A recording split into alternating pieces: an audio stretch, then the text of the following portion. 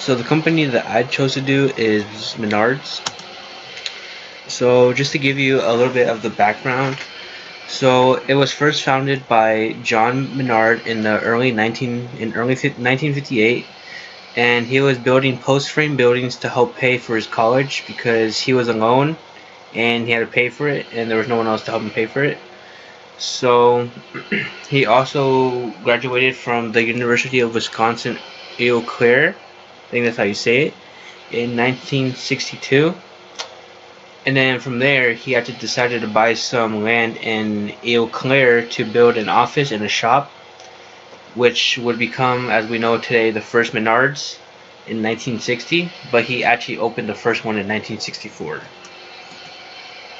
So a little bit more history about it is that they started to buy more materials after 1964, and that would simply go from like buying more screws to treating lumber, metalworking, and even roofing. And later on, he started to expand more into different states between the 1970s and the 1990s. Like for example, Iowa, Minnesota, North and South Dakota, Nebraska, Illinois, and even Indiana. So I have the SWOT analysis. So some strengths that Menards offer is they do offer a rebate, which pretty much right now they have a deal going on where they offer 11% back on everything that you purchase from them. So if you were to buy a soda, they would still give you back a rebate on that.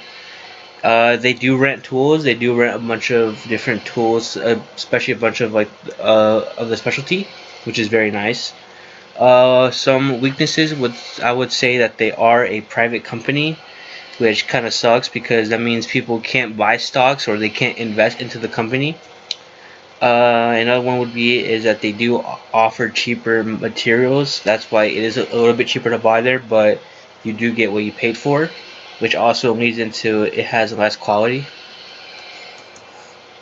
And some of the opportunities is that they can do is they can offer surveys, and they can offer surveys as a way to people can tell the company or tell that store what they can do to improve. And some threats that we do have is that we do have a tough competition.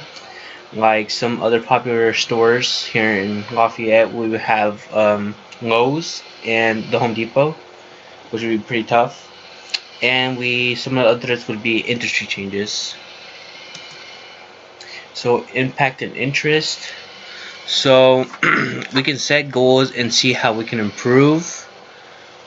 And we can also throw rewards for employees for better results. So for an example on that one, we would be like, we could have a little reward program. Like we would ask customers to give us we would give them service and ask for tens. And if they give us less than tens, we can ask how we can improve. And if we get a certain amount of tens in a month, we could throw a pizza party for the employees, and this will help motivate them as well.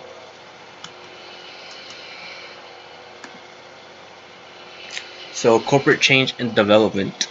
One thing that I definitely would think that they would do, and this would help them out in the long run, and this would also bring in more money for them. That would be is if they expanded more into brands people love. So right now, the only brand that I really know of that Menards does carry is their own brand, which is Master Force. They do offer some other small brands like Tough Belt, Stanley, and I think that's about it. But if they were able to expand into more tool brands everyone knows, like for example Milwaukee, DeWalt, and Craftsman, that would bring in more people to come in because everyone knows that's what they want to shop for. And if one store has all those brands, more people would want to come into that brand. Like for example, Lowe's, they just carry DeWalt and Craftsman, but the Home Depot, they don't carry Craftsman. So if Menards was able to have all those brands, they could have more people come in, and in theory they would have more money coming in too. And this is why we're excited.